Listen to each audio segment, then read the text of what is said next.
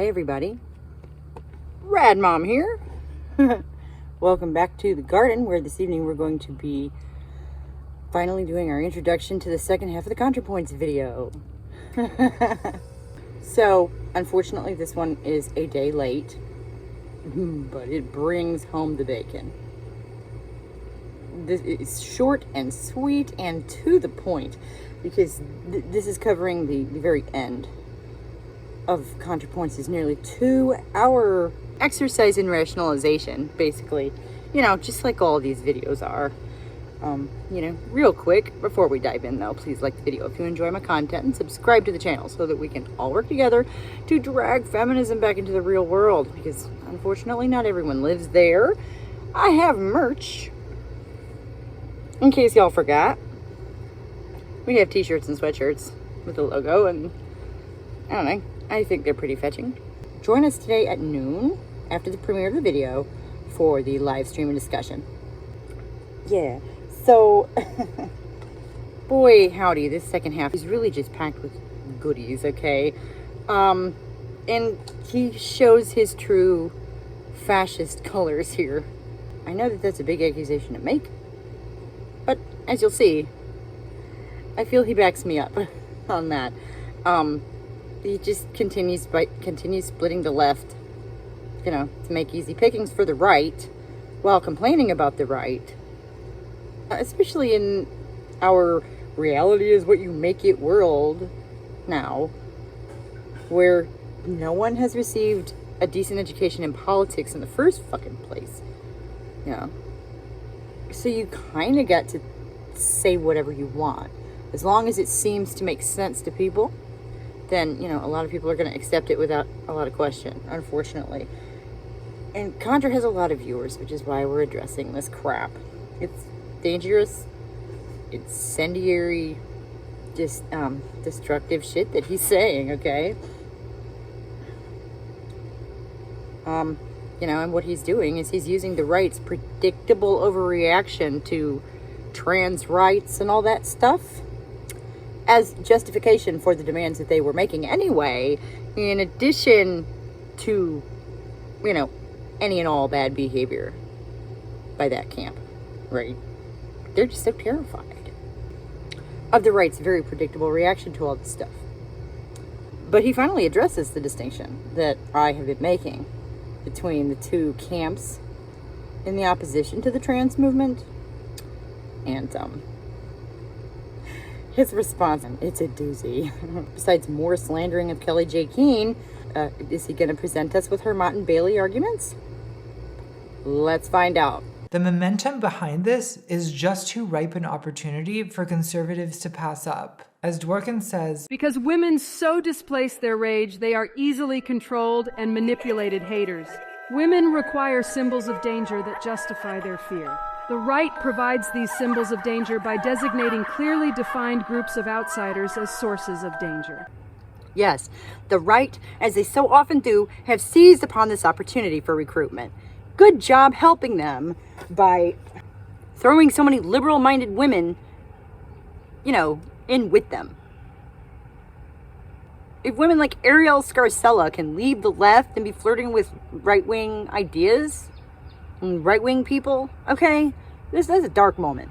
That's a dark moment for liberalism in general. Republicans have escalated anti-trans rhetoric to eliminationist extremes that have most trans people in this country living in a constant state of fear for our future. Transgenderism must be eradicated from public life entirely. The left is attacking our children, pushing sex talk, transgender extremism, and noxious politics in our schools. We should reject this demonic assault on the innocence of our children and stand fast against leftist efforts to mutilate their bodies and minds. Demonic assault? See, there he is invoking religion again. Okay, these conservative politicians do not speak for a lot of us. They do not speak for me. I've never voted Republican in my life, and this is a big part of why. And Contra is actually going to finally acknowledge this difference. And his response to that idea is just priceless. I think the hardest thing for outsiders to understand is that there are two different arguments going on. One is the traditional conservative right argument, which is anti-LGBT. The other one is a criticism from the left, in which it says sometimes male people and female people have different interests, no matter how the male people identify. But as a trans person, I don't care whether you justify your transphobia in the name of protecting women or protecting children. He does not care why you disagree with him, only that you do. And that makes you a bigot. The end. Very nice. Very neat. I suppose that's one way to end a debate, is to just decide you don't give a shit. Not the most elegant solution. It is difficult to argue with, though. So yeah, he doesn't care why you disagree with him. Only that you do, and that makes you a bigot. And now we're back to Kelly J. Keane again. In any case, the gender-critical movement has recently reached an implicit consensus that they're mostly done pretending to be feminist. The rising star of the movement, Posey Parker, aka Kelly J. Keane Minchell, rejects feminism entirely. No, she's a femalist. She started her own movement for women as a sex class. And good on her. We need more women like her. She supports women as a sex class, and beyond that, I really don't care. I don't care why she agrees with me on that. As long as she does. All the time. Which conservatives don't, by the way. Okay? Being a cultural conservative, a political conservative, pretty much automatically makes you a misogynist, whether you're a man or a woman. But she consistently argues for women and for mothers, so good on her. And so I don't care if she clearly doesn't really understand American politics. Do you understand British politics, Contra? I don't, and I try. I feel like you don't try. You don't try to understand topics that are supposedly near and dear to your own heart. You know, much less the political climate of a country on another continent, right? Fuck that. Where are her Mott and Bailey arguments? All right? You asserted at the beginning of all of this that most sophisticated transphobes, which you would have to say, if she's the queen of the gender criticals, she has to qualify as a sophisticated transphobe, right? Where are her Mott and Bailey arguments? Could it be you don't make that argument because Kelly J doesn't tend to back off from any of the incendiary stuff that she says? It would have been a really good point for you to make, you know? If you could have taken the person you've set up as the queen of the gender criticals and demonstrated how she uses that structure you said they all use. That weakens their arguments. But that's not in here. Weird. It's weird how you neglected to do that. We see the gun joke again, where Kelly J is being facetious about men carrying weapons into the ladies' room, which she's being facetious. We covered this last week or whenever it was in the Jessie Gender video, okay? Because y'all love this clip, and I see why. But you really ought to go and check the context of such things before you use them, so you don't accidentally look like an ass. And she's said that women who call themselves men should be sterilized. That's what they want. What the hell do you think it means when you remove someone's sexual organs and flip them inside out? What the hell do you think that does? What the hell do you think bottom surgery is? That is sterilization. That's what that does. That's what they want. What's your problem, man? She's supporting them, apparently. Again, she's probably being facetious here. You might look at these differences and expect that these two women would be at odds, but they aren't. Because promoting anti-trans bigotry is a common cause that for both of them trumps all else. In 2020, Posey Parker paid for a poster reading "I Heart J.K. Rowling" to be displayed at a railway station in Edinburgh, and Rowling has tweeted in defense of Parker numerous times and has modeled her t-shirts. Ooh, women's solidarity, how insidious. Oh my goodness. I can't imagine why these two British women who are both publicly advocating for women as a sex class might support one another. Weird. Just, good catch there, Contra. How shocking. So, the gender-critical movement, started by lesbian separatists in the 1970s, has finally passed into the hands of pound shop Ava Browns, as gender-critical lesbian Julie Bindel memorably described them. Julie Bindel is the one who thinks that homosexuality is a choice and built her entire political platform on that idea. Personally, I think she's a bit off in the weeds, and she definitely does not speak for anyone but herself, as far as I know. It's a movement that has no beliefs apart from a shared determination to reduce the number of trans people. The reason that we want to reduce the number of trans people is because there are no trans people. No one is magically something else inside. And so they are signing themselves up for a lifetime of medical procedures that they don't need. Okay, homosexuality does not require medical treatment. Being a black person does not require medical treatment. Why does being a trans person require medical treatment? We're trying to lower the number of people who subscribe to this delusion that's going to sign them up for a lifetime of medical treatments.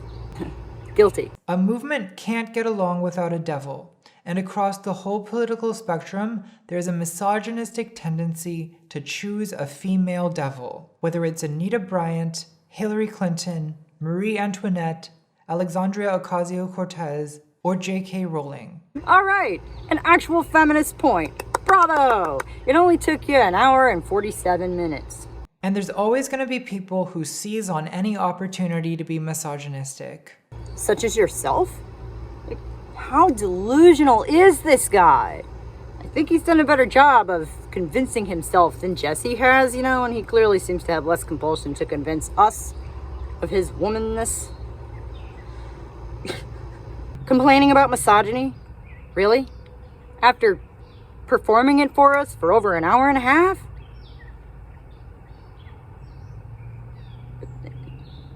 It takes my breath away, really. J.K. Rowling is not the final boss of transphobia. She's not our devil. The devil is the Republican Party, the Conservative Party. The devil is patriarchy. It's the right-wing men. Right-wing men are the problem? Agreed. I can only agree with that. I've actually said this before. Anita Bryant, Posey Parker, and J.K. Rowling are, to borrow a term from TERFs, handmaidens. TERFs are the real handmaidens. They're useful idiots who put a concerned female face on the patriarchal violence against trans people that will ultimately be enacted by right-wing men. But we're the useful idiots? I'm sorry. Who was it that just spent nearly 2 hours dividing the left so that the right may conquer those you disagree with? Good job. It really kind of leaves me speechless, so I'm going to go ahead and let the guy in the video about cults say it for me. One of the most insidious elements of a confidence scam is that the victims who invested the most are often the most passionate defenders, because shame is a powerful force in the human psyche, and they can't bear the shame of admitting they were tricked. Those with the most invested in the scam are often its most vocal defenders. Well, who was it that just spent almost 2 hours setting up an argument about an enemy that you refuse to even really acknowledge exists? Okay, you're just ignoring an entire flank of the opposing team. That's like beyond cherry picking. That's like fucking watermelon picking. It's ridiculous. And it's really funny. Y'all always do this. You just project so hard. You just end up talking about yourselves when you're trying to insult other people. It's a pretty nifty trick. And then we have the tragic tale of Graham Linehan. The one thing about this that keeps me going is that I know I'm right, I know I'm right. As long as he stays here, in the bottom of the whirlpool, he never has to face that he's ruined his relationships and wasted years of life because he just couldn't let it go. Because he just couldn't say the lie. Just say the lie, Graham, and everything will be all right. Just say the lie. Wow. Right, yeah. But y'all aren't fascist at all. What the fuck? And followed by the veiled threat of what might happen to the rest of us if we won't speak the lie. And if J.K. Rowling doesn't log off soon, this will likely be her fate as well. You just can't help making threats, can you? You just can't help yourself. Speak the lie, or you too will lose everything. Damn. All of a sudden y'all don't want to debate after insisting that you just wanted to be included? That's interesting. That's convenient, isn't it? I have been Rad Mom, and thank you so much for joining me out here in the garden for part 2 of our deep dive into Contrapoints' latest contribution to the content mill. It was worth waiting for, wasn't it? Boy, man, you know, he just seems to have abandoned all nuance and has really just gunned it in the direction of whatever, I'll do what I want. Right? That's essentially the thesis here. Okay. There are 2 different camps in the on the gender critical side. All right? And one of them has a religious objection and the other has a material objection. And basically never the twain shall meet. Ignoring this fact, this obvious fact that we've all known for a long time, is so disingenuous to argue completely in bad faith. All right? Contra's not bothering to argue in good faith anymore because he doesn't care why you disagree with him, only that you do, and that makes you a bigot. So, you know, like the video if you enjoy my content and subscribe to the channel so we can all work together to drag feminism back into the real world, because not everyone lives there, unfortunately, and we've got to start making this distinction, I think. We can't let them get away with tossing us away with the conservative right, because we don't belong with them. We all know it.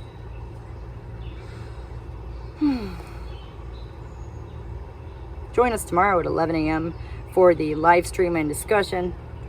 And next week, I'm going to have something new cooked up for you. Thank you so much for joining me tonight, and I will see y'all next time. Bye.